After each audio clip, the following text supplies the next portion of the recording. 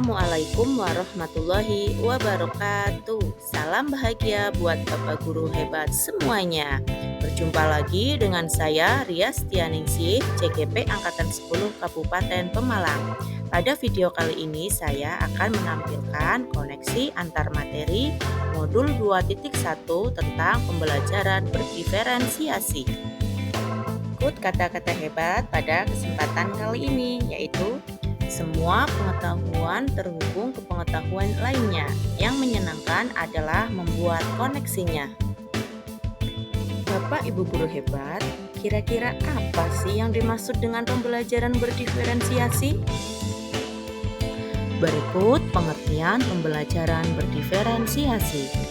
Menurut Tomlinson, pembelajaran berdiferensiasi adalah usaha untuk menyesuaikan proses pembelajaran di kelas untuk memenuhi kebutuhan belajar individu setiap murid.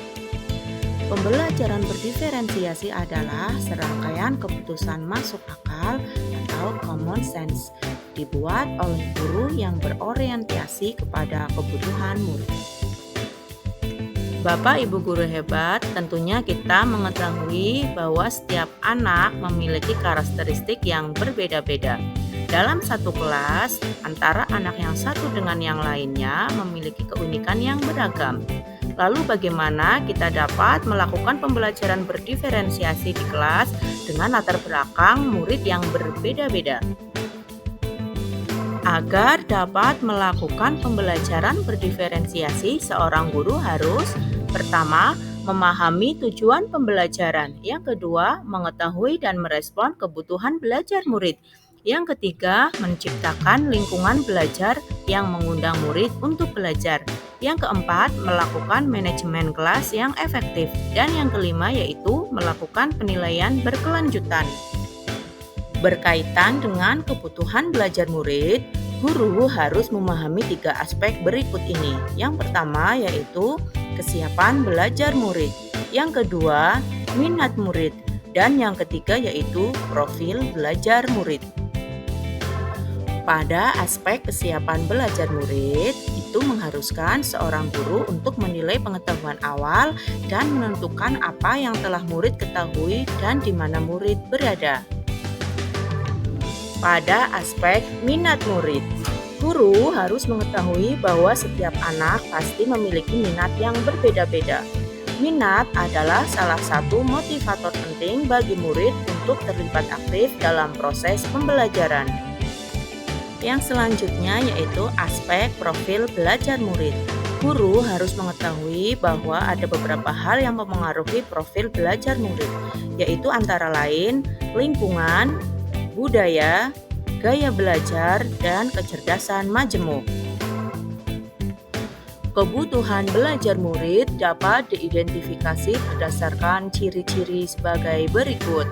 Yang pertama yaitu mengamati perilaku murid, yang kedua mengidentifikasi kebutuhan awal, yang ketiga mereview dan melakukan refleksi terhadap praktek pengajaran, yang keempat yaitu berkomunikasi dengan guru murid sebelumnya, yang kelima membaca rapot murid di kelas sebelumnya, dan yang keenam yaitu menggunakan berbagai penilaian formatif dan diagnostik. Ada beberapa strategi yang dapat dilakukan oleh guru untuk dapat mendiferensiasikan pembelajaran. Yang pertama yaitu diferensiasi konten, yang kedua diferensiasi proses, dan yang ketiga yaitu diferensiasi produk. Pada strategi diferensiasi konten, hal ini berkaitan dengan apa yang kita ajarkan, seperti materi, konsep, atau keterampilan yang perlu dipelajari berdasarkan kurikulum. Kemudian pada strategi diferensiasi proses, yaitu berkaitan tentang kegiatan yang memungkinkan murid berlatih dengan memahami atau memaknai konten, dengan cara membedakan proses yang harus dijalani oleh murid. Kemudian pada strategi diferensiasi produk, yaitu berkaitan tentang bukti yang menunjukkan apa yang murid telah pahami dengan cara membedakan atau memodifikasi produk sebagai hasil belajar murid, hasil latihan, penerapan dan pengembangan apa yang telah dipelajari. Apa keterkaitan antara modul pembelajaran berdiferensiasi dengan modul-modul lain? Seperti yang kita ketahui, pada kali ini kita telah menyelesaikan modul 1.1, modul 1.2, modul 1.3, modul 1.4, dan modul 2.1.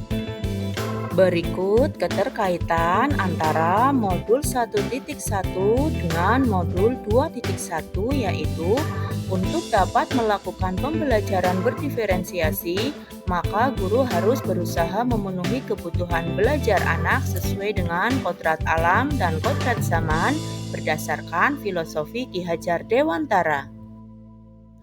Keterkaitan modul 1.2 dengan modul 2.1 yaitu dalam melakukan pembelajaran, seorang guru penggerak harus berpihak pada murid, reflektif, mandiri, kolaboratif, dan inovatif untuk menciptakan pembelajaran-pembelajaran berdiferensiasi agar dapat memenuhi kebutuhan murid.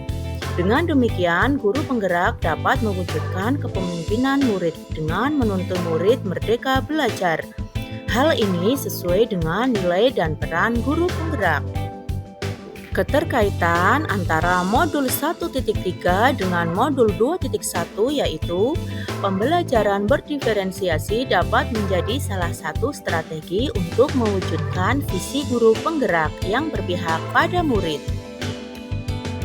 Berikut keterkaitan antara modul 1.4 dengan modul 2.1 yaitu dalam pelaksanaan pembelajaran berdiferensiasi antara guru dan murid harus ada kesepakatan kelas terlebih dahulu agar proses pembelajaran dapat berjalan dengan baik sesuai dengan nilai-nilai budaya positif.